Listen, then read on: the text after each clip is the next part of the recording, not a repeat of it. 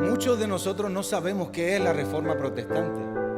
Entonces, yo quiero entrar en contexto porque si nosotros entramos en el significado de qué es la palabra reforma, tenemos que sobreentender que hay algo que necesita ser transformado, hay algo que necesita ser otra vez formado, reforma. ¿Por qué hubo una reforma en la iglesia? Entonces eso es lo que quiero que veamos. Y para ello voy a dar un pequeño resumen. Todos sabemos que Cristo muere en el año 33.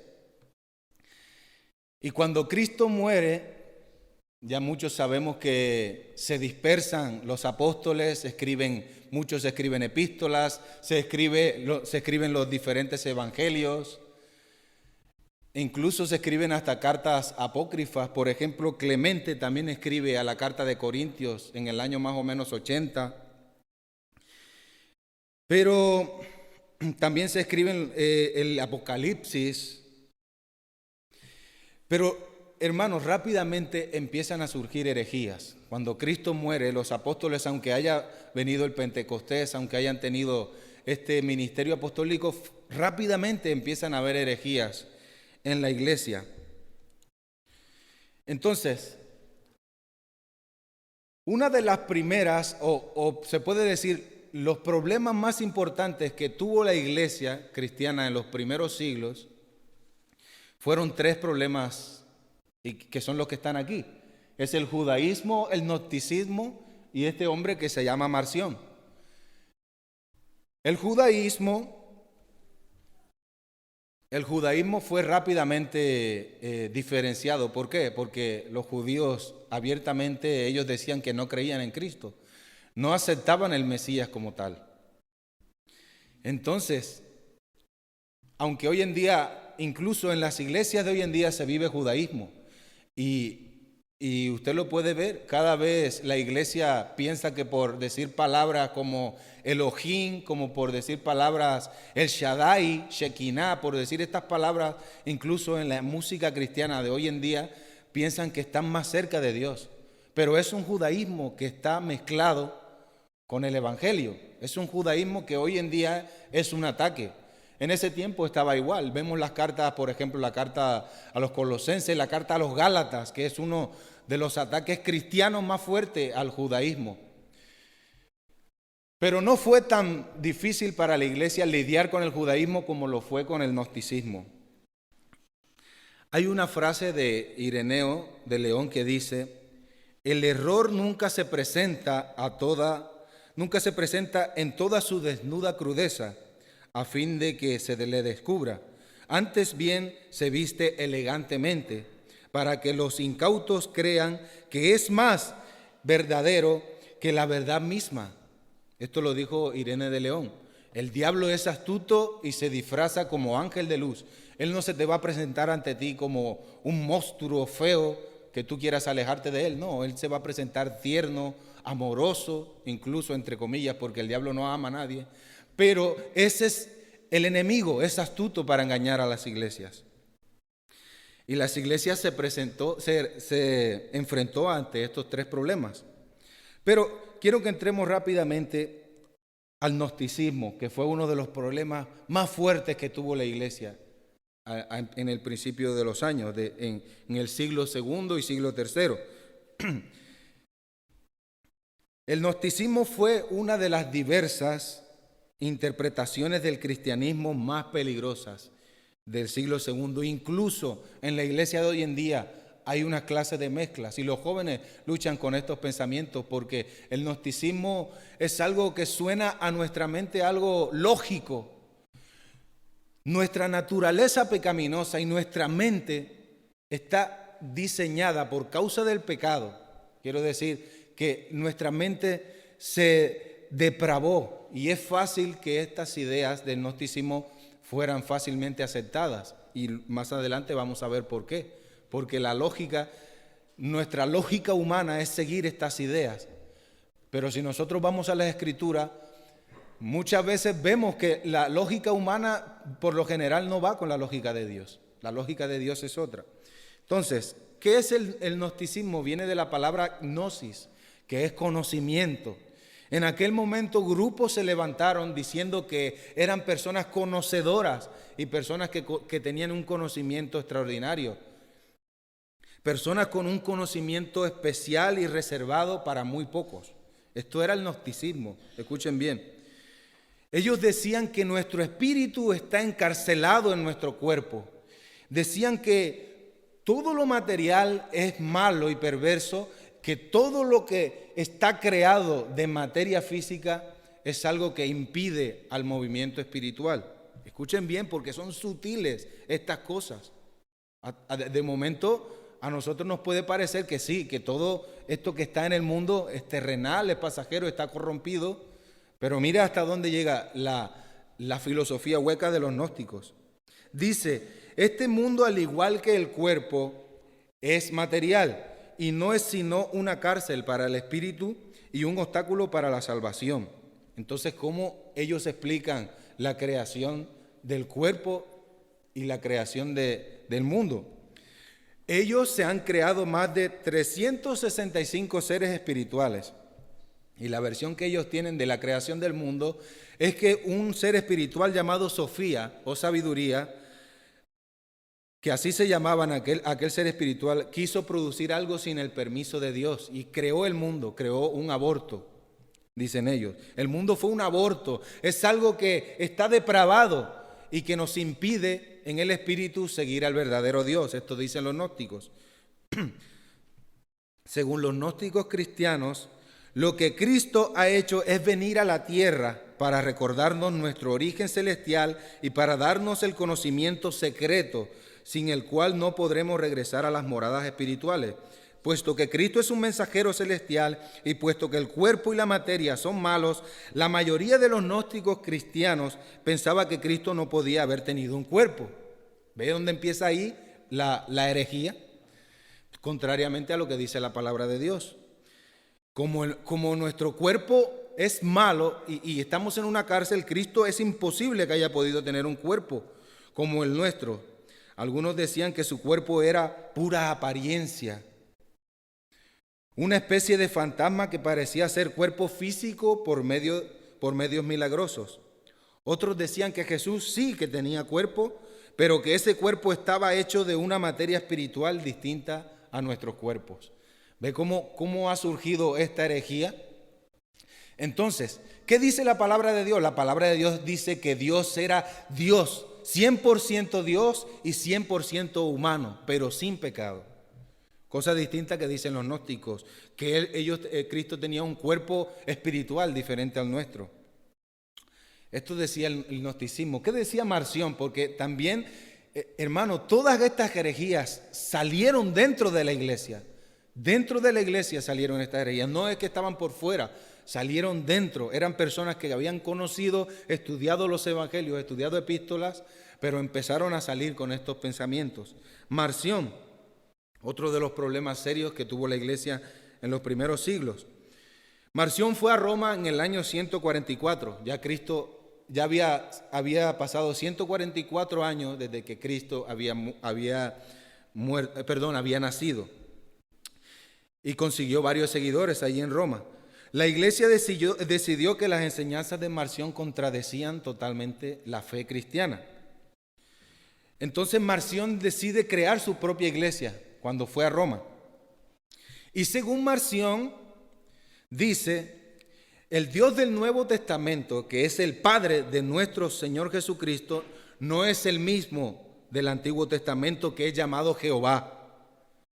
Él dice que hay un Dios supremo, que es el Padre de Jesucristo, y un ser inferior llamado Jehová.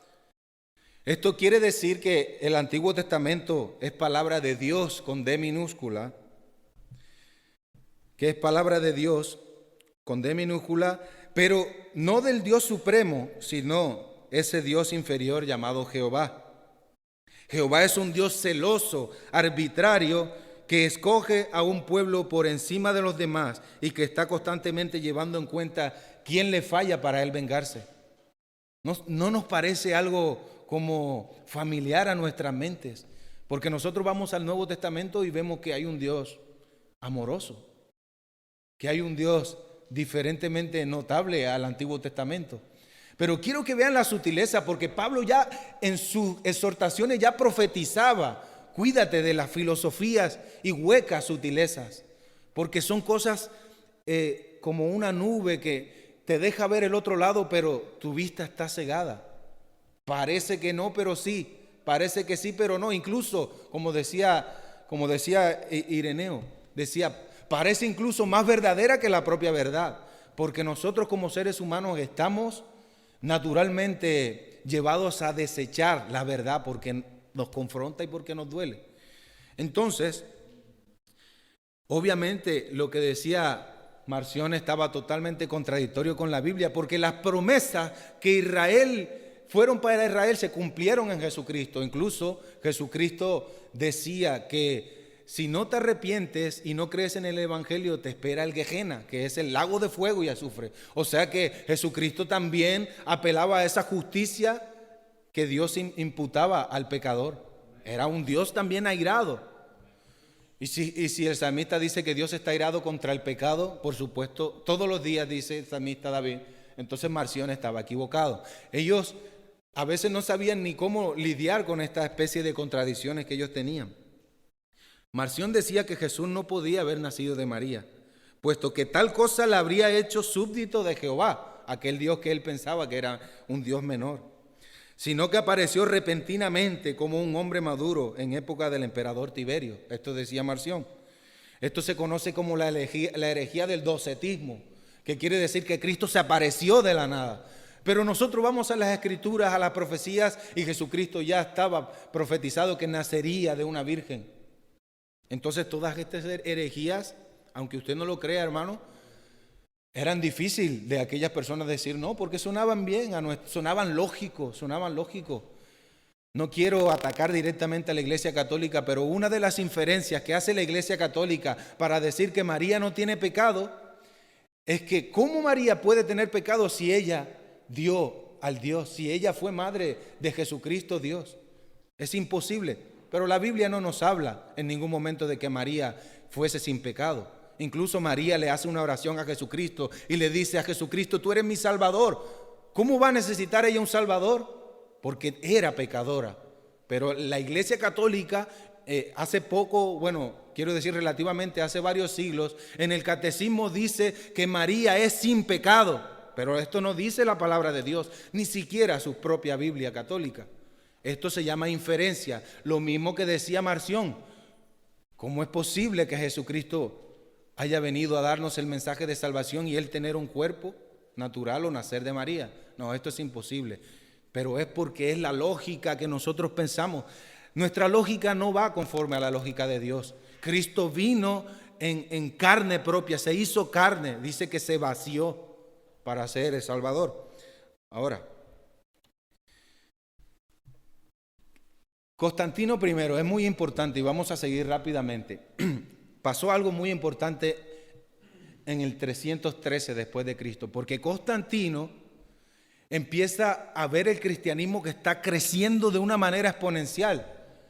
Y él dice: vamos a decretar que no se persigan a los cristianos y que haya un libre culto. O sea que los cristianos podían estar por allí, pero ojo, porque muchos piensan que Constantino fue el que instituyó el cristianismo. No fue él, fue más adelante. Constantino simplemente lo que hizo fue como una especie de salvoconducto para decir que haya una libre expresión de religiones. Eso es lo que dice en este texto. En el Edicto de Milán, conocido también como la tolerancia, Constantino hizo fue una tolerancia para el cristianismo. Fue promulgado en Milán en el año 313 y en él se establecía la libertad de religión en el Imperio Romano. O sea que todavía se podían adorar a los dioses del Olimpo o se podían adorar a diversos dioses de Egipto. Ahora,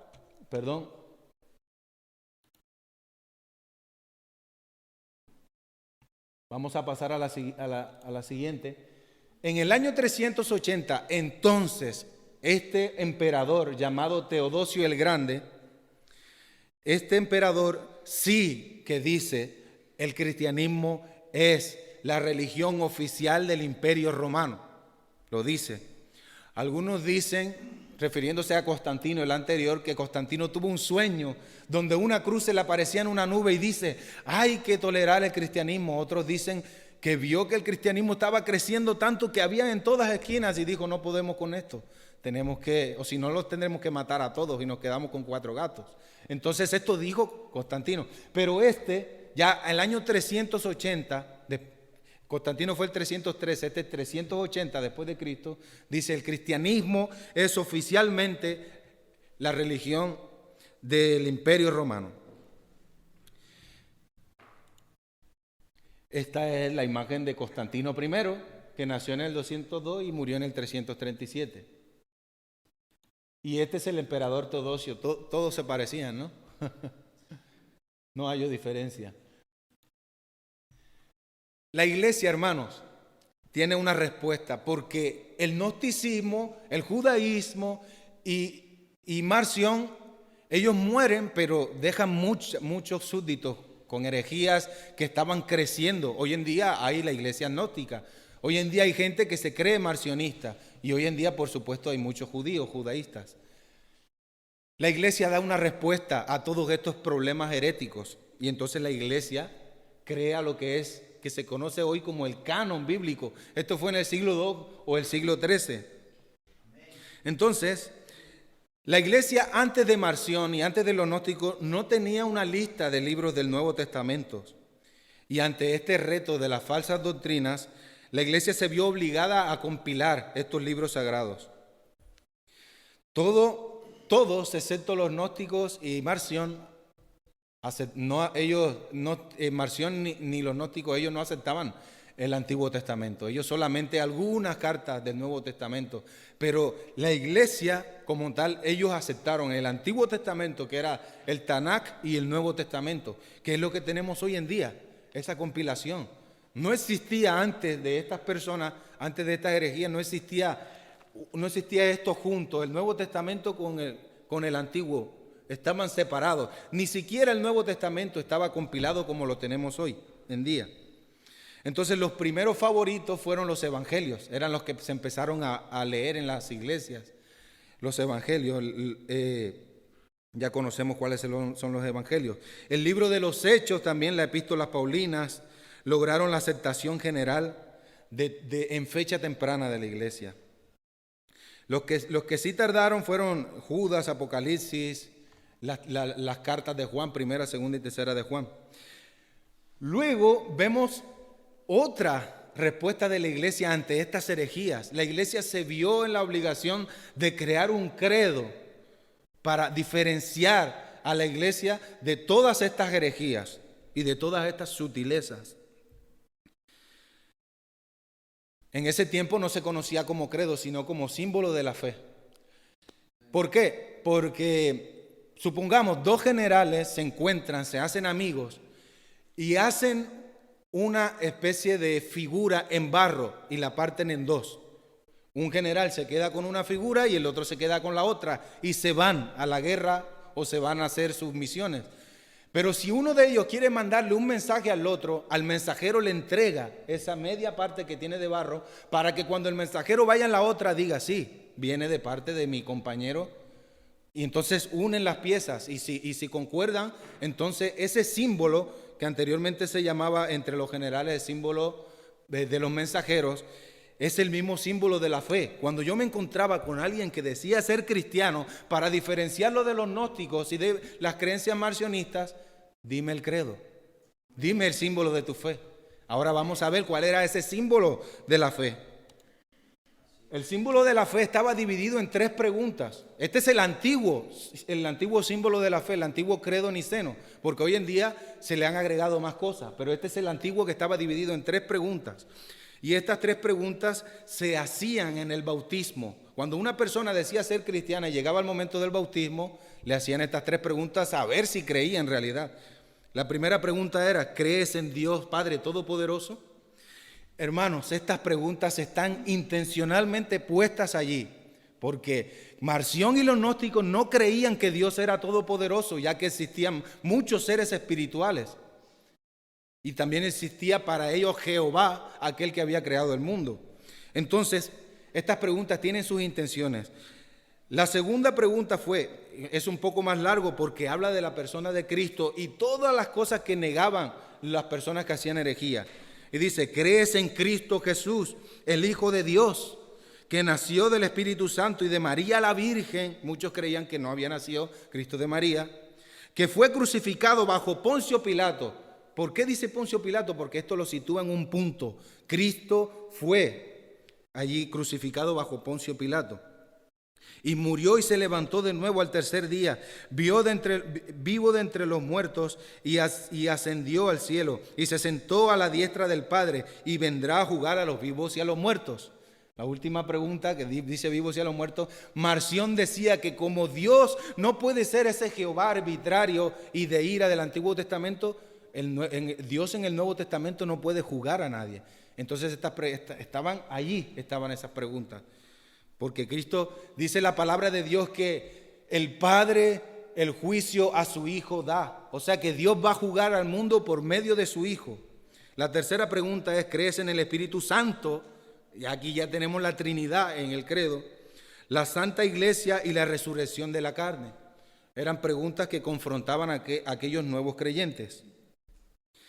Ahora, yo quiero, hermanos, que con todo lo que nosotros hemos visto, ¿por qué la iglesia en el siglo XV necesitaba una reforma? Esto pasó, hermanos, es increíble porque la última carta, creo que es la última del libro, creo que es Apocalipsis, se escribe en el año 90 o el año 80. Justamente después de esto empiezan a salir estas banalidades. Se llaman sacramentales. No estoy hablando de sacramentos, porque en la Iglesia Católica hay sacramentos que son el bautismo, la primera comunión, la confesión, matrimonio, la extrema unción, son muchos, que no me lo sé la verdad. Pero entonces, nosotros vemos estos sacramentales, la Iglesia instituye al pasar el tiempo sacramentales. Y voy a leer uno de ellos para que usted se dé cuenta, hermano, de cuán temprano empezaron a salir estas cosas en la iglesia. El primero de ellos fue el agua bendita. El Papa Alejandro I, quien ejerció el pontificado desde el año 121, si usted saca la cuenta, no habían pasado ni 50 años de la última carta, o 60, hasta el 132, determinó que se pusiera sal en la bendición del agua mientras se rezaban las oraciones que acostumbraban la iglesia. Y es algo muy interesante porque este papa muere decapitado, porque en el año 121 todavía el cristianismo no estaba como religión oficial del Imperio Romano. Y aún así, él dando estas cosas de que se tiene que utilizar el agua bendita, porque en la Biblia no lo dice, y si lo han utilizado agua, eso era en el Antiguo Testamento, cuando Dios promete rociar agua, ¿verdad? Pero no dice en la Biblia, utiliza agua para bendecir. No lo dice, son inferencias que el ser humano se crea. Este papa muere decapitado por ser cristiano. Bueno, el segundo sacramental son las imágenes. A temprana edad, las imágenes empiezan a incurrir en las iglesias, en los templos. Se cree que desde el siglo II ya había imágenes, pero no es hasta el siglo VIII que se instituye como dogma de fe las imágenes en las iglesias católicas. Ahora, otro sacramental es prender velas. Esto sucedió en el año 200, cuando a los mártires se les ponía velas y oraciones, y hacían oraciones en frente de velas, y se les seguía colocando velas a los muertos. Esto fue en el año 200. Ve cómo la iglesia poco a poco ha venido implementando cosas que no son bíblicas. El cuarto sacramental es santiguarse. ¿Cuántos vienen aquí de trasfondo católico que se santiguaban y hacían la cruz? Recuerdo que en mi tierra se hacían la cruz desde aquí, empezaban aquí y luego todo el cuerpo. Pero utilizaban como un talismán, utilizaban como una especie de ¿cómo se le dice cuando al niño se le pone una aseguranza? Estas cosas se empezaron a implementar. Esto fue Tertuliano, en el 160 él escribió: en todos nuestros viajes, en movimientos, en todas nuestras salidas y llegadas, al ponernos nuestros zapatos, al tomar un baño, a la mesa, en prender nuestras velas, al acostarnos, a sentarnos, en cualquiera de las tareas en que nosotros ocupemos, marcamos nuestras frentes el signo de la cruz. Esto fue en el año 160, tempranito, hermanos, tempranito. Yo personalmente pensé que habían sido un poco más tarde, por ahí en el año 800, pero no. Ya desde el año 121 se empezaron a crear cosas en la iglesia. Cristo deja un legado apostólico y poco a poco se va depravando ese legado. Pero recordemos, hermanos, que las tinieblas no prevalecerán contra la iglesia. Y eso lo vamos a ver más adelante. El quinto sacramental es Cuaresma de cenizas. Yo recuerdo una vez cuando pequeño, por curiosidad, me metí en una fila para que me colocaran aquí una ceniza, a ver qué se sentía, a ver qué, la curiosidad de los niños. Pues eso se puso en el siglo IV, ¿verdad? Imitando a una tradición hebrea, ¿verdad? Nosotros como cristianos, que ahora ya hemos entendido el pacto de la gracia y el nuevo pacto, rituales antiguos han quedado en el olvido porque todo era sombra, todo era tipo y sombra de lo que habría de venir, que era Cristo. Y todo aquello quedó obsoleto. Pero no, ellos seguían imitando estas costumbres hebreas. El sexto sacramental es el purgatorio. Se le atribuye al Papa católico Gregorio Magno, que ocupó el trono de Pedro el Pescador desde el siglo 590 hasta el 604 de nuestra era.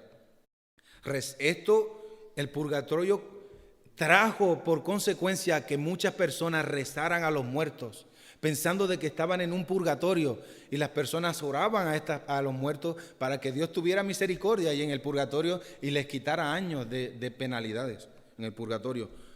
En la Biblia no habla de eso, hermano. La Biblia dice que hay dos lugares. Cuando Cristo representa la parábola del rico y Lázaro, Cristo no dice que pasan al purgatorio. Directamente uno pasa a un lugar de castigo y el otro pasa al seno de Abraham, que era el cielo. El séptimo sacramental es, bueno, ya lo había dicho, rezar a los muertos. El octavo es el rosario. Escuchen bien, la Madre de Dios en una aparición a Santo Domingo le enseñó a rezar el rosario en el año 1208. Aquí dimos un gran salto. Ya hemos pasado el año 1000. En el año 1208 le dijo que propagara esta devoción y la utilizara como arma poderosa en contra de los enemigos de la fe. Yo tengo una pregunta para los católicos y se la digo con toda humildad. Si ellos piensan que María oye todas las oraciones de los cristianos, entonces María estaba, en ese momento se le apareció a él. ¿Y qué queda de los otros? Porque María no puede estar en todo lugar. Entonces María sería omnipotente, estaría en todo lugar, sería omnisciente, lo sabría todo. El único omnisciente y el único omnipotente es Dios. Es el único, es Dios. Es Dios. María fue una persona como tú y como yo. Obviamente María era una mujer de admirar, era una mujer santa, era una mujer que se santificó para Dios, una mujer que tuvo gracia ante Dios. Pero esto no la hizo que no tuviera pecado y no la hace omnipotente ni omnipresente. Entonces, el uso del rosario vino porque se le presentó María a este Santo Domingo en el año 1208. El escapulario, también cosa que se agregó. Esto dice, este es mucho más reciente, lo del escapulario. La tradición nos dice que la Virgen se le apareció a Simón Stock en el año 1251 y le entregó. Se están dando cuenta que nos estamos acercando a la Reforma. La Reforma pasa en el 1500, ya vamos por el año 1200. En el año 1251 y le entregó el escapulario a este hombre que se llamaba Simón Stock, signo de consagración a Cristo, imitando a María y signo de la protección y de la predilección de la Virgen. El escapulario es como un collar que tiene dos imágenes pequeñitas.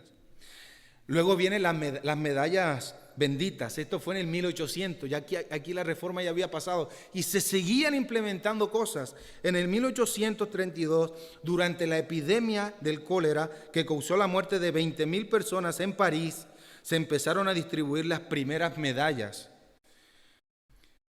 a las que se atribuyeron numerosas curaciones. Escuche bien, porque esto es totalmente un fetichismo y es tener fe a algo material, ¿verdad? Porque pensaban que estas medallas tenían curaciones, lo que derivó a su vez en una gran cantidad de conversiones, recibiendo el nombre de medalla milagrosa por parte de los ciudadanos. Quiero decir a manera bibliográfica que toda esta información la he sacado de la Enciclopedia Católica. Escuche bien, porque esto está en internet, no me lo estoy inventando yo. Esto está en la Enciclopedia Católica. En el año 1832 fue donde empezaron a venderse estas medallas. Yo me metí en una página, la página del Vaticano, porque vende medallas. Y la verdad que son muy bonitas, son medallas de oro, de plata, del metal que usted quiera. Y son así pequeñitas, donde está la Virgen y unas letras. Estas medallas, hoy en día piensan que estas medallas dan protección al ser humano. Y yo he visto personas aquí en la iglesia que han venido con esta medalla aquí. Esta medalla no tiene poder, hermanos, no tiene poder. El único que tiene poder es Dios.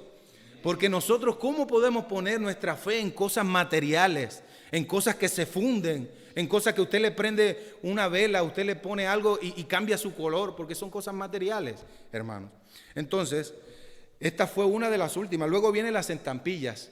Yo cuidé en Murcia, cuidé a un anciano y una vez abrí una gaveta y habían como 50 estampillas con oraciones allí.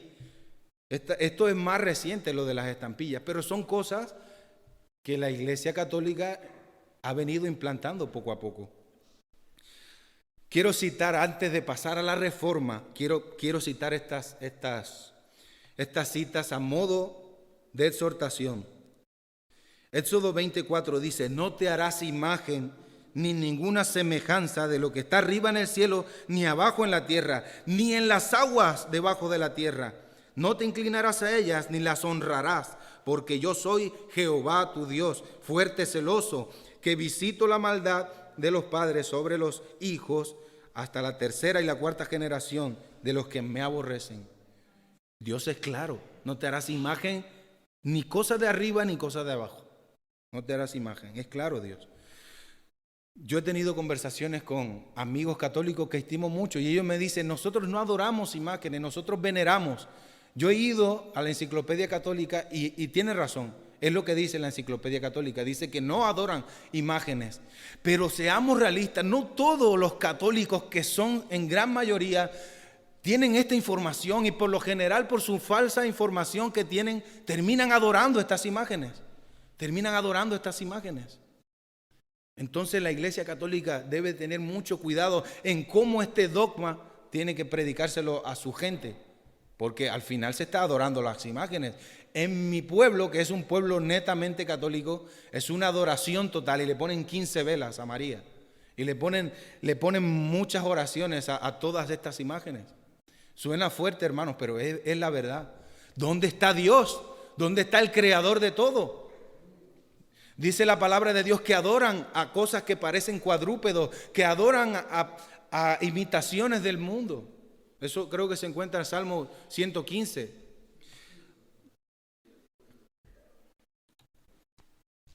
Siglo XV. En el siglo XV pasan cosas muy importantes.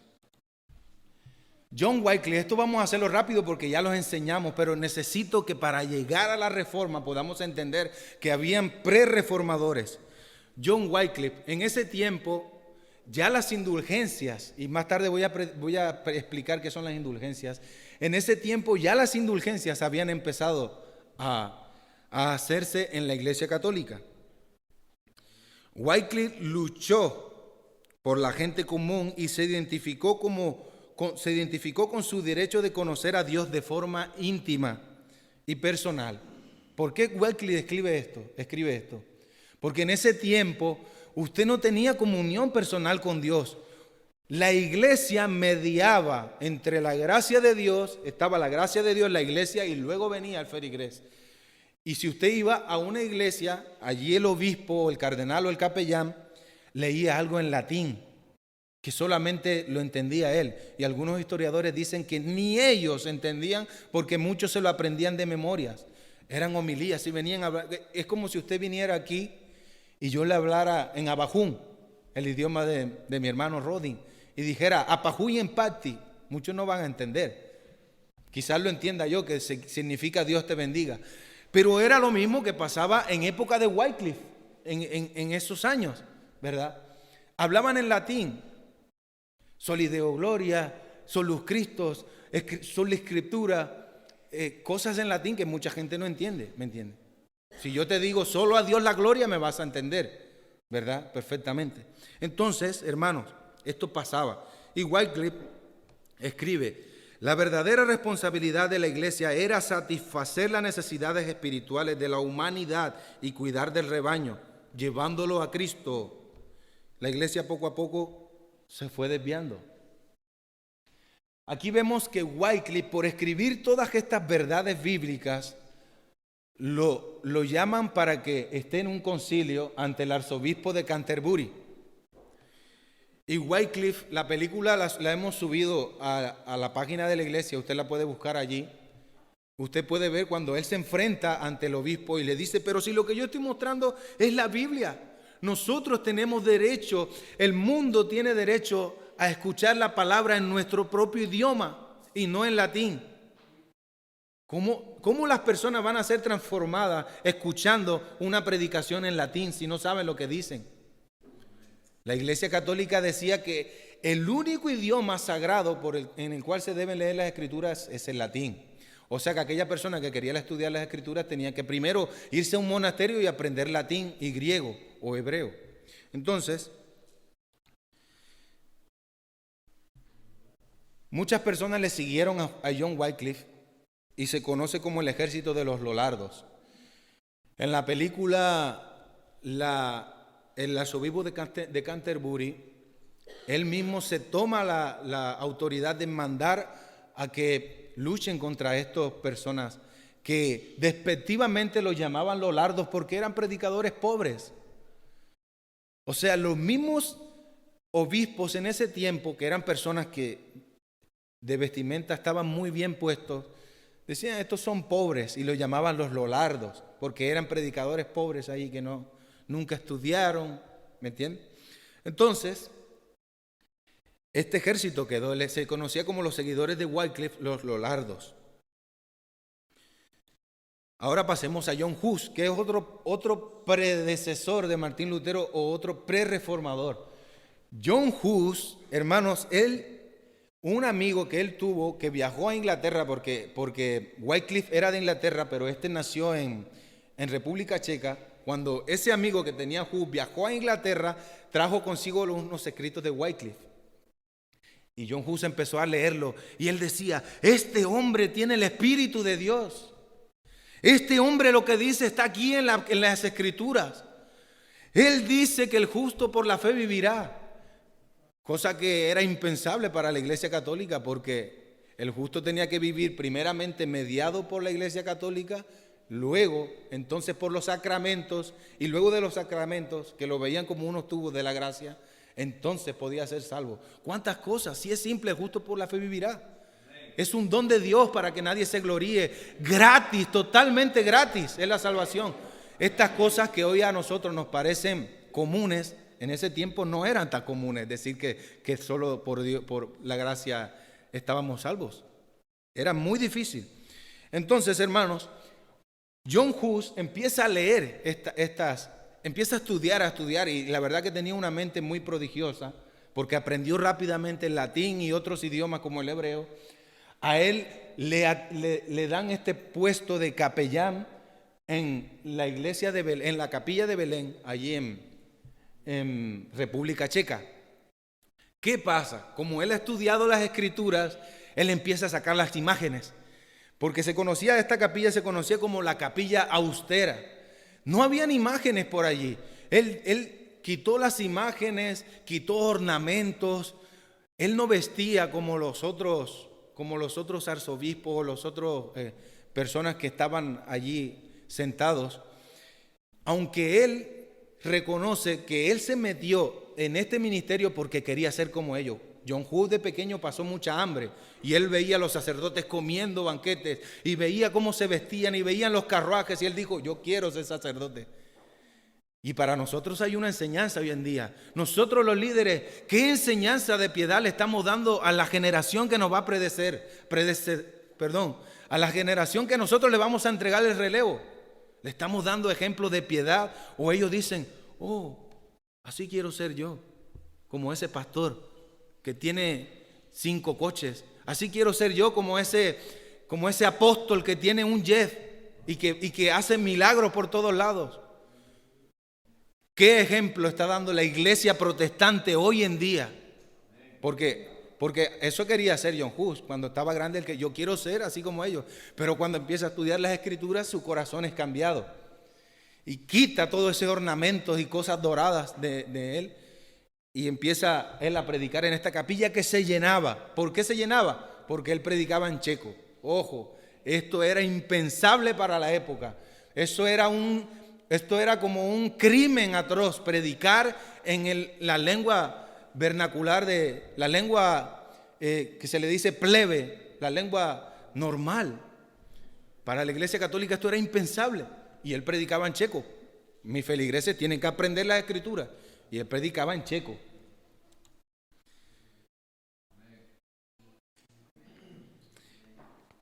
John Wycliffe, mire lo que él hace, porque él quita las imágenes. Pero él era pintor y tenía muy buen talento para pintar. Y él pinta, en lugar de todas las imágenes que tenían allí para venerar, él pinta estas imágenes porque muchos de sus feligreses no sabían leer. Y él dice, la gente va a aprender mucho con esto. Y él pinta, en una pared de la iglesia, pinta a Jesucristo en el desierto, sin comer ni nada, aguantando hambre. Y luego pinta al Papa cabalgando. Esta no es la pintura real, pero sí les puedo describir lo que decía por medio del historiador.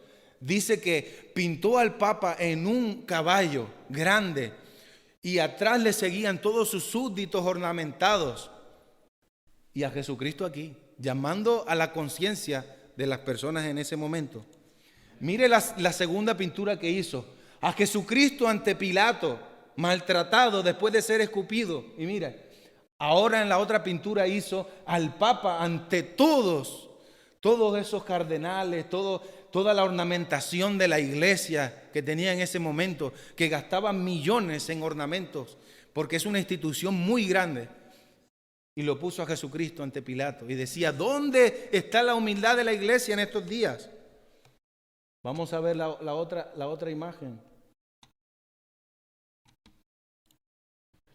La segunda imagen era al Papa que alguien le está besando los pies y rindiéndole pleitesía. Y la otra era Jesucristo lavándole los pies a sus discípulos, a sus apóstoles. ¿Dónde queda la humildad allí? La gente visitaba la capilla, algunos por curiosidad, la capilla de Don Hus, y decía, wow, esto va a ser fuerte para la iglesia católica. Y por supuesto, hermanos, vamos a darnos cuenta que el fin de John Hus no fue bonito. A John Hus, hermanos, mire esto, porque yo no sé qué clase, en ese tiempo la iglesia católica, la verdad que estaba pasando por una depravación fuerte. Le dicen a John Hus, vente aquí. John Hus no quería ir porque sabía que lo iban a matar. Y uno de ellos, no me acuerdo si era un príncipe elector o uno de estos cardenales, le dice, no, tú vente aquí, que el Papa te ha dado un salvoconducto, no te vamos a matar. Cuando llega allí a discutir sobre todas estas cosas que él estaba haciendo, el Papa le dice, una promesa a un hereje no hay por qué cumplirla. Entonces lo apresan y lo queman en hoguera. Hay infinidades de pinturas sobre la muerte de Hus, pero yo traigo 3. A él le ponen un gorro imitando a un papa hereje porque le pintan demonios en el gorro de papel y lo queman en la hoguera. Esta es la muerte de Hus. Se dice que Hus antes de morir cantaba cánticos, cantaba himnos a Dios. ¡Wow! Esto la verdad que me pone a mí los pelos de punta. Cómo Dios pudo traer valor a estas personas para predicar el evangelio y para no negarse de las verdades que estaban diciendo. Porque dice la palabra de Dios que si tú me negaras ante los hombres, yo te negaré allí arriba. Hermanos, esto hoy nos tiene, hermanos, que nuestra mente causar admiración, pero es Dios el que pone en nosotros esa fortaleza, y que Dios nos dé fuerza, porque nosotros no sabemos en qué momento vamos a sufrir persecución y en qué momento nos van a poner entredicho en que tú niegues la fe que tú crees. Estas personas prefirieron morir cantando. Ahí está John Hus en la parte izquierda con el gorro, y lo mataron. También la película la subí a la página de Facebook.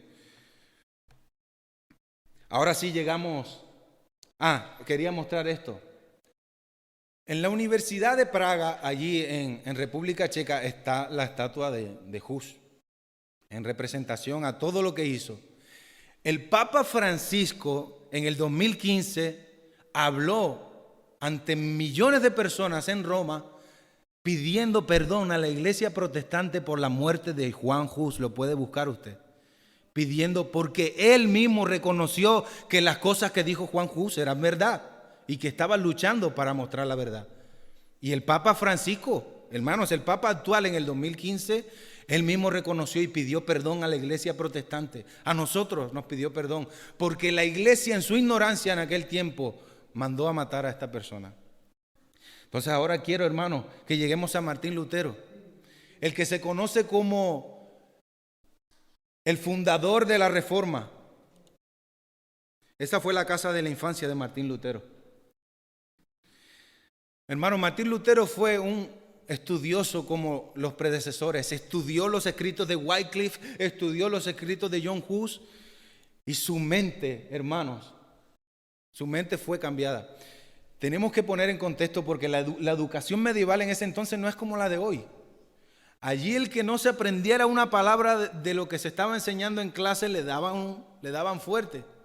A mí de pequeño me dieron incluso. Y aquí estoy feliz y coleante. No tengo nada hoy en día.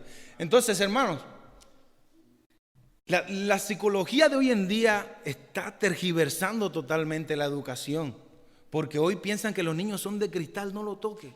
Lo que están creando son personas orgullosas en el día de hoy. Personas con una autoestima que la tienen elevada por allí, que usted le dice, esa camisa no te queda bien, y ya te ganaste una discusión con esa persona o te pone en cara. ¿Por qué? Porque la psicología de hoy en día enseña eso. La psicología de hoy en día está creando lo que hoy se conoce como la generación de cristal, que lo tocas y ya se quiebra su corazón. Ay, pobrecito. En ese tiempo era dura la cosa. Martín Lutero, su padre, que surgió de la pobreza a ser una persona adinerada, porque fue administrador de una mina de cobre, lo manda a la universidad y le dice: ve a estudiar abogado, quiero que seas un abogado y un jurista, quiero que te reconozcan por eso. Pero pasa algo, cuando Lutero tiene sus vacaciones y se dirige a su casa, mire lo que pasa, y pienso yo que es providencial, por supuesto, algo que viene de Dios. Un rayo le cae al lado yendo a su casa. ¡Pra! Y Lutero dice algo: Santa Ana, me haré monje. Porque Lutero veneraba a la abuela de María. Imagínese usted, veneraba a la Virgen Ana, que era la abuela de María la madre de Cristo. Increíble. Y él hace este voto: me voy a hacer monje. ¿Qué eran los monjes? Aquellas personas que se iban a un monasterio a tener una vida monástica llena de penitencia y llena de estudios. Hay unos que dicen que sí, es verdad, algunos que dicen que cayeron 2.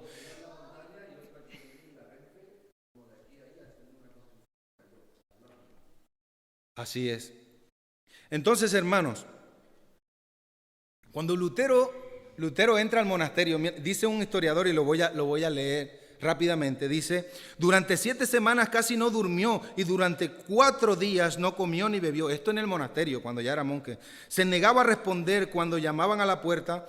Cuando unos monjes compañeros suyos derribaron la puerta, lo encontraron tendido en el suelo, aparentemente muerto. Lutero tenía un problema con la justicia de Dios.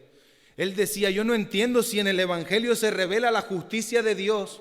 ¿Cómo es que ese Dios justiciero me puede amar a mí si yo soy un pecador? Él tenía un problema con la justicia de Dios y se flagelaba y tenía horas y largas horas en oración. Y algo muy curioso era que pasaba, incluso algunos dicen, más de 8 horas en el confesor, confesándose. Y cuando terminaba de confesarse quedaba contento y quedaba feliz. Y cuando iba otra vez a su cubículo, a su habitación, se acordaba de un pecado que no había confesado y se atribulaba y otra vez volvía a confesarse. Decían que los confesores le tenían miedo a Lutero. ¡Ahí viene Lutero! Y se escondían. Era tremendo eso. Pero hermano, nosotros tenemos que ver la lucha que Lutero tenía con la justicia de Dios. Es una lucha que muchas veces nosotros damos por hecho hoy en día.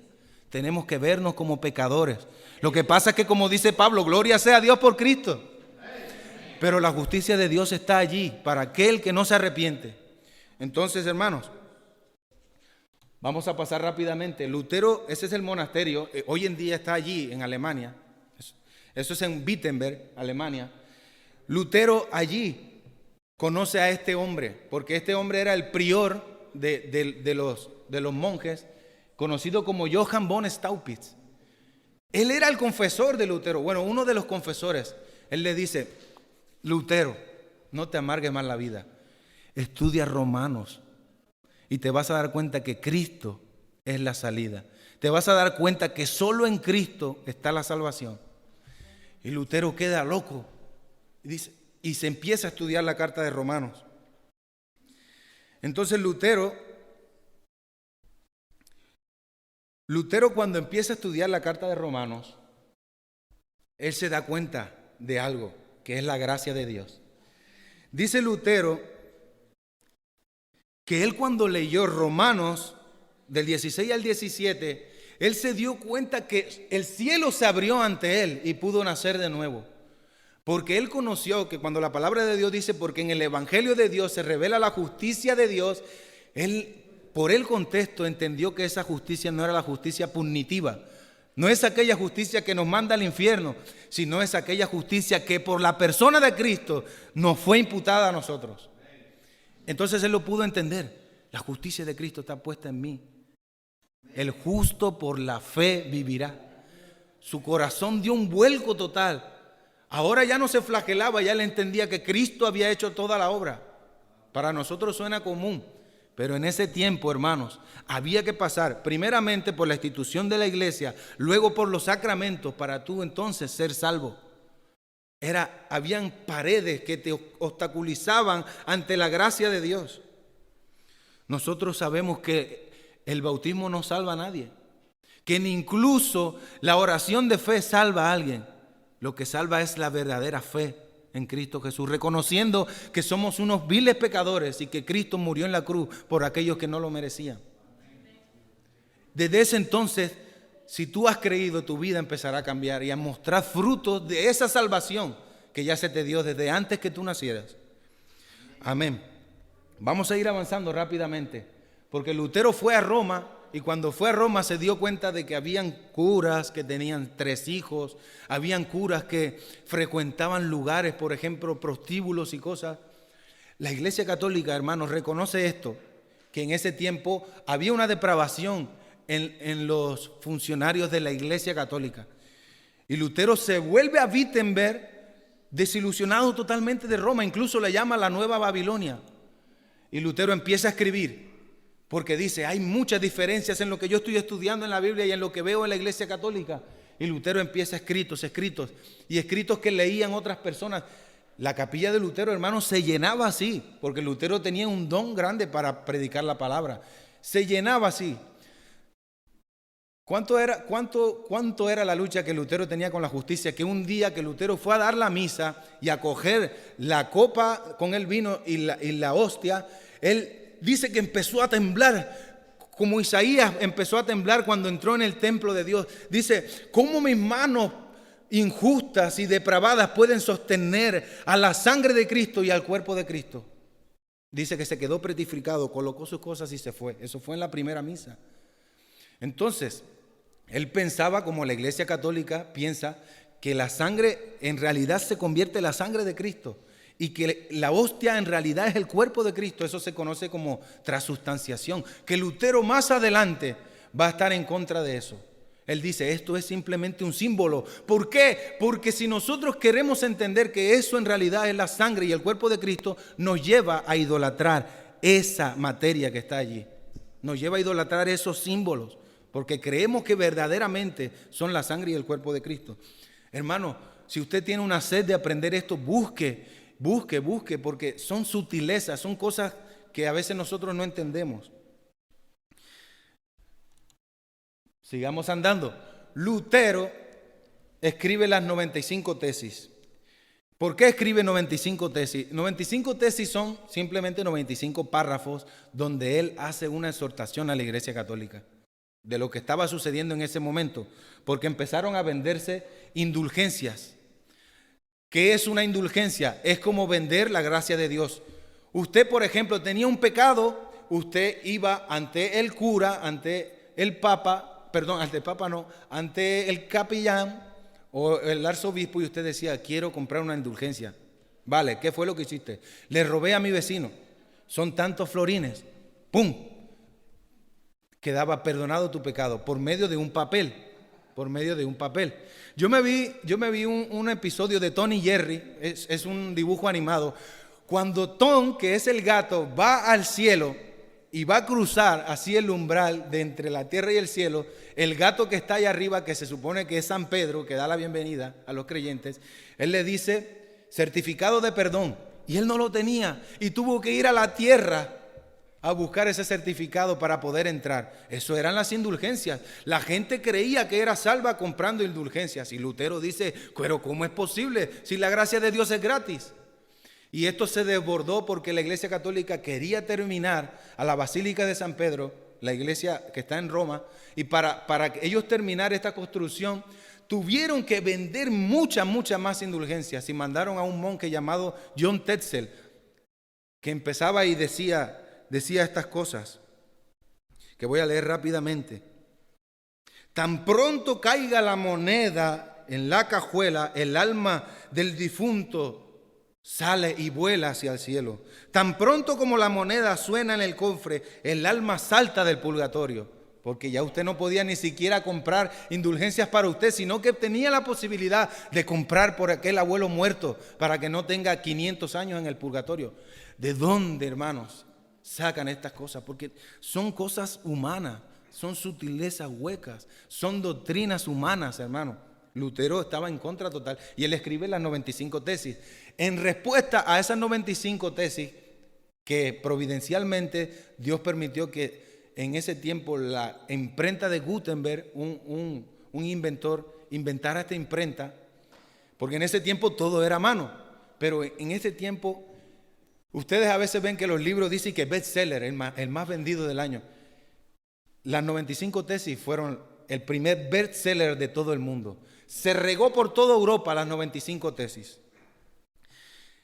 El Papa responde con una bula papal que se llama Sui Domine, que dice, oh Dios, guarda tu rebaño o guarda a tu viña, porque una zorra salvaje se ha metido en tu viña.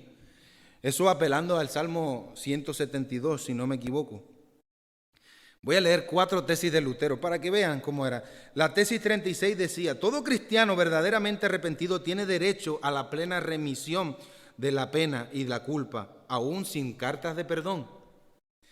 La tesis 54, se ofende a la palabra de Dios cuando el mismo sermón se da igual o más tiempo a las indulgencias que a ella. Oh, ¿no le suena esto familiar en los cultos protestantes del día de hoy? 2 horas hablando de testimonios, 2 horas hablando de ofrendas, 2 horas hablando de ministración y de profecías para que usted dé dinero, y media hora predican la palabra de Dios. Esa se la dedico, la tesis 54, a aquellas iglesias. Tesis 62, el verdadero tesoro de la iglesia es el santísimo evangelio y la gloria de Dios. Cuando Johann Tetzel, aquel persona que estaba predicando para vender indulgencias, mire lo que decía. Esta misma cruz, porque tiene una cruz grande, esta misma cruz es el mismo poder que la cruz, tiene el mismo poder que la cruz de Cristo. Y puede perdonar incluso la violación de la misma Virgen María. ¡Wow! Tremendo. Muchos católicos dicen, eso se lo han inventado ustedes los protestantes. Lutero tiene una tesis para eso. Mire lo que dice Lutero, tesis 79. Decir que la cruz lujosa con la que las armas del Papa que levantan los vendedores de indulgencia tiene el mismo poder que la cruz de Cristo es blasfemia. Es blasfemia.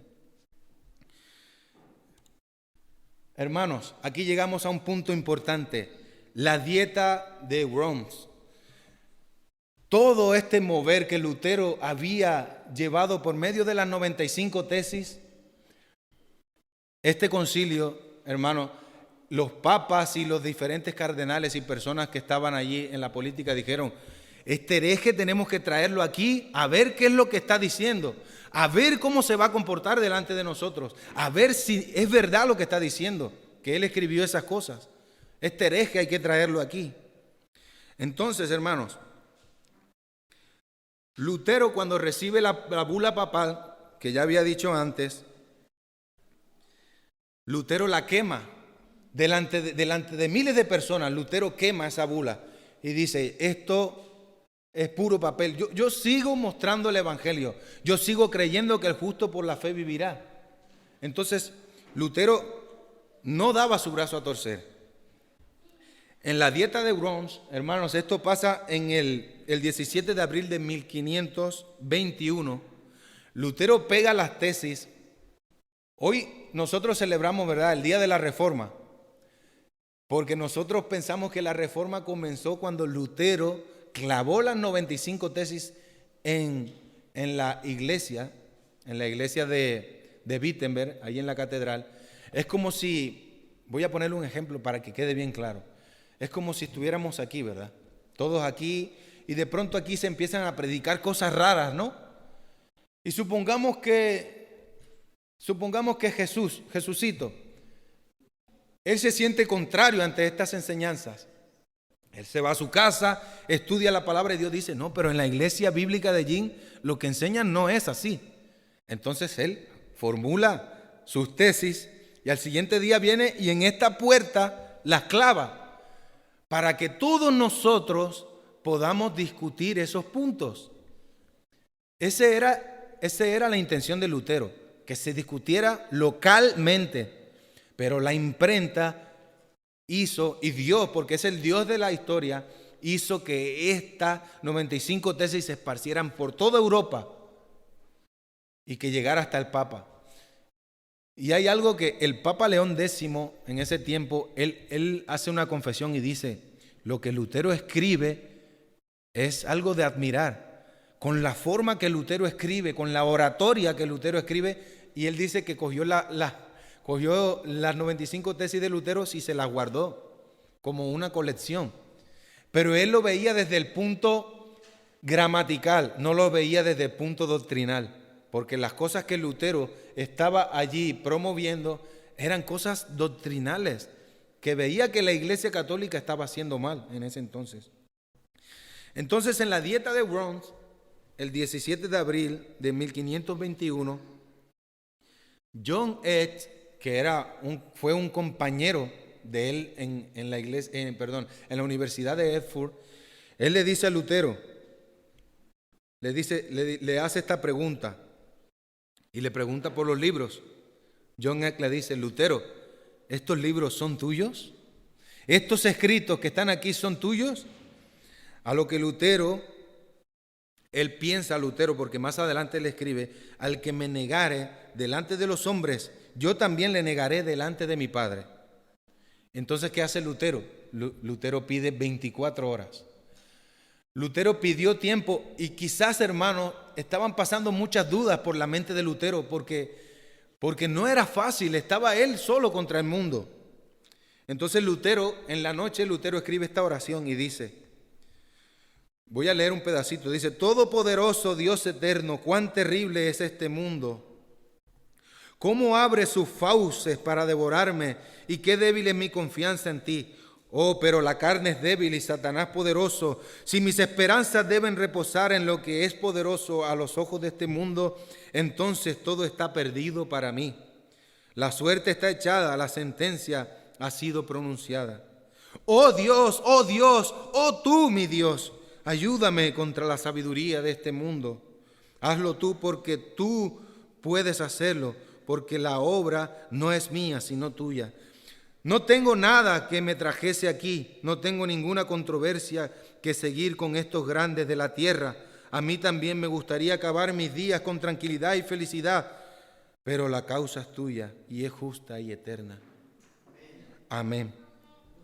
Ahora, hermanos, esto pasó esa noche, pero yo quiero, hermanos, que este día de hoy, lo que pasó al siguiente día, o sea, eso sería el 17 de abril, yo quiero que nosotros hoy lo veamos con nuestros propios ojos. Amén.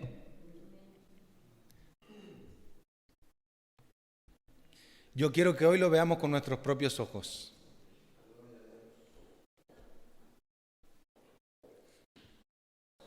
Porque Lutero fue, al siguiente día volvió otra vez a ir.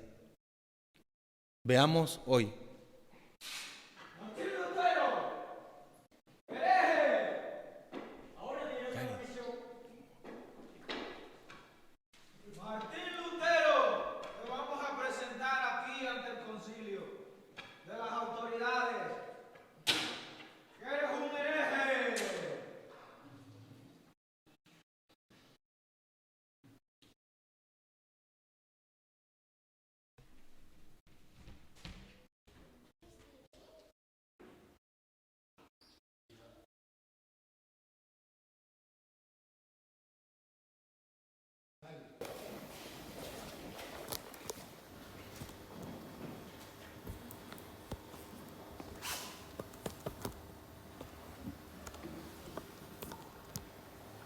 Martín Lutero,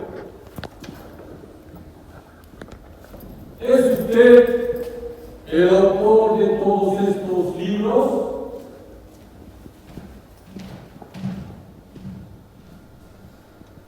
Lo soy. ¿Y se retractará de todos sus escritos? No renunciaré a todos mis escritos, porque no son iguales. Primero, hay libros en los que describí nuestra fe y la vida. Algo tan simple que hasta mis oponentes admitieron que estos escritos eran útiles. Renunciar a estos libros es imposible. Es como renunciar a verdades cristianas antiguas. Hermanos, quiero que nos pongamos en contexto. Martín Lutero, aquí vemos varios representantes de esta cena, pero hermanos, Martín Lutero ese día se encontraba enfrente de el embajador del Papa, el emperador, que es Carlos V, una de las personas más poderosas en ese tiempo, 6 electores, 28 duques, 11 marqueses, 30 obispos, 200 príncipes y unas 5.000 personas. Y debemos ponernos en los pies de Lutero, porque seguramente muchas dudas estaban pasando por su mente en ese momento. Sigamos viendo. Usted no ha venido a dar discursos, sino a responder. La segunda parte de mi obra va dirigida a la falsa doctrina y a las despiadadas costumbres de los papas pasados y presentes. Martín Lutero, eres un hereje, debes ser condenado Por las leyes del papa y por las doctrinas de los hombres, las conciencias de los creyentes han sufrido una terrible humillación. Oh, negar estos escritos es como abrir las puertas y las ventanas para que estas atrocidades se sigan divulgando, no solamente en Alemania ni en Roma, ni siquiera en toda Europa, es por todo el mundo. Se ha condenado a sí mismo. En tercer lugar, escribí en contra de personas en particular, apoyan a Roma y a su tiranía. Y tengo que confesar, escribí con dureza. Soy humano. Puedo cometer un error. Pero déjenme que mis errores puedan ser probados con las escrituras divinas. Y entonces yo me retrataré arrojando mis libros al fuego. La pregunta no ha sido contestada. Usted, Martín Lutero, no coloca en todas las cosas que la Iglesia Católica ya tenía juzgadas desde antes. Cosas que han pasado por pruebas vidas, ricos de observación. La fe que Cristo, el más perfecto juez, ordenó. Fe que los mártires con sangre vivieron fuerte.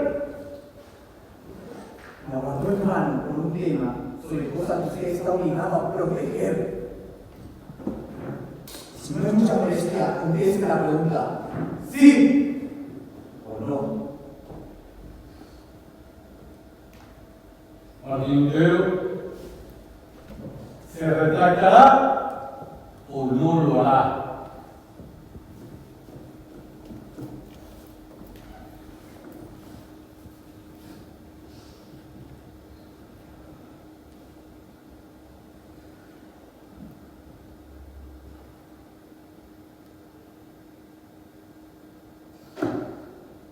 Si su majestad y su señoría quieren una llana respuesta, entonces contestaré sin cuernos ni dientes.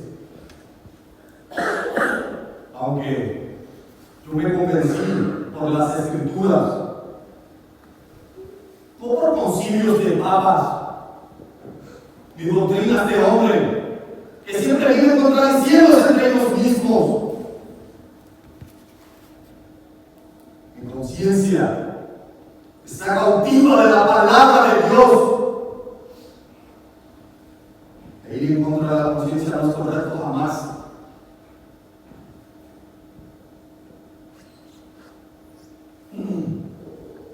No puedo, ni quiero retratarme de todos mis escritos. Por la fe, el justo vivirá. No me queda elección. Que Dios me ayude. Amén.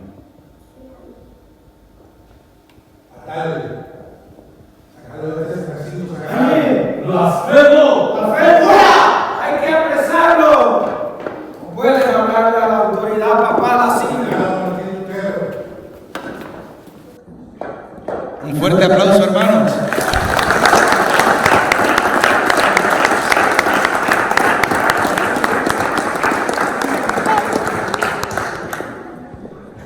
La verdad que, siéntense, todavía no hemos terminado. La verdad que han hecho una representación muy fiel de lo que pasó en la dieta de Worms. Dios le dio fortaleza a Lutero para no negar sus escritos y para no negar todo lo que él decía. Pero sabe una cosa, hermano, aunque su vida estaba pendiendo de un hilo, Dios guardó la vida de Martín Lutero. Federico el Sabio, que era uno de los príncipes electores en Sajonia, en Alemania, él dice: déjenmelo a mí, que yo me encargo de él, porque el Papa después de la dieta lo coloca en entredicho y dice: cualquiera que lo mate no será juzgado por nada. Si cualquiera persona lo mata a Martín Lutero en la calle, no será juzgado por nada, será una persona inocente. Eso mismo dijo el Papa León X. Entonces Dios le preserva la vida. ¿Por qué? Porque aquel príncipe que yo había dicho que se llamaba le decían Federico el Sabio, él estaba convencido de que Lutero estaba en la verdad y estaba en lo cierto. Y lo tiene en su castillo durante un año. Y Lutero, en este año que estaba allí metido, escondido en su castillo, en este año aprovecha para traducir la Biblia al alemán. ¡Wow! Traduce la Biblia al alemán y sigue escribiendo. Más adelante, Aquí vemos que, por ejemplo, después de la dieta de Worms, Lutero Lutero se casa, incluso lo conocen como que Lutero quería abandonar la vida monástica para casarse, dicen. Tú eres un pecador, le decían. Y Lutero decía, no, yo me casé porque a mí me la metieron por los ojos, dicen sus escritos. Pero luego llegó a amarla y dice que no podía vivir sin ella. Y que Catalina Bombora, que fue su esposa, vino a traer orden a su vida porque habían cosas que Lutero tenía desordenadas. Las mujeres muchas veces vienen a traer orden a nuestras vidas, las esposas. Amén. Entonces, hermanos, esto será para otro día, pero le digo una cosa, hermanos, y se lo voy a decir bien resumido. Los grandes inventores que han pasado por la historia, todos son reformadores. El gran progreso que ha tenido Canadá y Estados Unidos se lo debe a una base reformada. Los primeros presidentes de Estados Unidos, Canadá, de Londres y todas estas personas, Suiza y toda Europa, en excepción de España, el lugar donde nos encontramos, porque aquí no hubo reforma, aquí hubo contrarreforma, todos esos países fueron principalmente reformados. ¿Qué pasó con Latinoamérica? Nosotros que venimos de lugares pobres, donde sufrimos pobreza y sufrimos muchas veces la depravación del gobierno. Allí llegó la contrarreforma. Por eso nosotros hablamos español. Allí no llegó la reforma protestante, que la reforma protestante llegó a Estados Unidos y a Canadá. Estas fueron las consecuencias, hermanos, de vivir una vida recta, una vida conociendo que solo a Dios se le debe dar la gloria y no al hombre. Una vida conociendo de que solo la Escritura tiene la palabra, la última palabra, de que solo la Escritura es nuestra norma de fe y conducta. Esta iglesia, últimamente, no sé si se han dado cuenta, hemos venido cambiando cosas para abrazar la doctrina reformada, porque Dios ha puesto en nosotros, por su gracia, leer las Escrituras y darnos cuenta de no vivir de profecías modernas de las que se están viviendo hoy en día. ¿Por qué? Porque Dios ha puesto en nosotros abrazar, pero es por su gracia. Así que, hermanos, ahí como pueden ver, solo Cristo, solo Escritura, solo a Dios la gloria.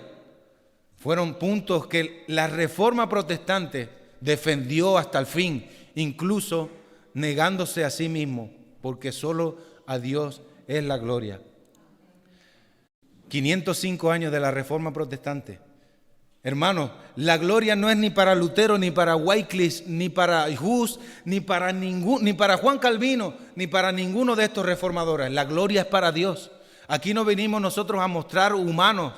Es Dios, el Dios de la historia, el que ha manejado los hilos para que la Biblia pueda ser expuesta en su verdad y para que nosotros hoy podamos leer la Biblia a cara descubierta y no por medio de la iglesia y no por medio de un obispo, sino que la tenemos aquí, traducida al español. Y esa, hermanos, es otra historia que tenemos que recordar, cómo murieron muchas personas para traducir la palabra al español aquí en España en el siglo XVI. En la época de Cervantes y del siglo de oro, la Biblia estaba en latín. Aquí muchos traían los Nuevos Testamentos desde Europa, traficando la Biblia. ¿Cómo es posible que la Iglesia Católica prohíba traficar el Nuevo Testamento y entregárselo a la persona? La reina Isabel II, los reyes católicos de España mataron a muchas personas por traducir la Biblia para que tú y yo podamos tenerla hoy aquí. A Casiodoro de Reina, uno de los traductores de la Reina Valera, ¿verdad? Porque también está Cipriano de Valera, lo persiguieron por toda Europa. Y él no lo pudo, Dios también preservó su vida. Y como no pudieron capturarlo, porque se escondía por muchos lados, traduciendo, llevando los escritos consigo, traduciendo el Nuevo Testamento y el Antiguo Testamento, no pudieron encontrarlo. En Sevilla quemaron una esfinge en nombre de Casiodoro de Reina. ¿Hasta dónde llega el odio del ser humano?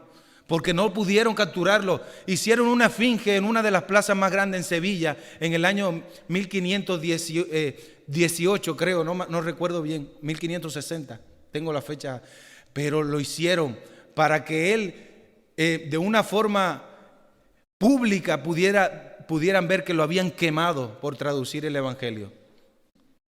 Yo sé que muchos aquí recuerdan a Julianillo, que muchas personas lo traicionaron por él entregar el Evangelio. Pero hermanos, esto hace la Reforma protestante. Vivir una vida ordenada. La Reforma trae orden a la vida del cristiano. Trae orden en cuanto a los afectos, trae orden en cuanto a las prioridades, trae orden en cuanto al tiempo. ¿Qué predicamos todos los domingos? Aquí se predica la Biblia, hermanos. El pastor predica la Biblia aquí. No vamos a predicar para que tú te emociones 15 segundos y luego vayas y quedes otra vez. Aquí se predica la palabra de Dios, aunque te duela. Aquí se predica la palabra de Dios, aunque te confronte. Porque solo de esa manera que nosotros vamos a ser transformados de gloria en gloria. Amén, por la persona de Cristo. Que a Dios solo sea la gloria. Y esperemos, hermanos, que esta enseñanza se nos quede aquí. Y que nosotros no podamos ir con las manos vacías ante gnósticos, ante católicos, ante testigos de Jehová. Ya nosotros conocemos nuestras raíces y de dónde venimos. Porque Dios ha permitido que su palabra vuelva a la luz. Amén. Oremos para que Dios nos dé fuerza, hermanos, porque yo creo fervientemente de que Dios va a permitir que su palabra otra vez sea difícil de conseguir. ¿Qué vamos a hacer nosotros cuando nos quiten nuestra Biblia? ¿Qué vamos a hacer nosotros cuando no podamos leer la Biblia como se lee ahora? O como no podamos predicar como estamos predicando aquí ahora, como hay en muchos países. ¿Qué vamos a hacer? Tenemos que pensar y que Dios nos dé fortaleza. Amén.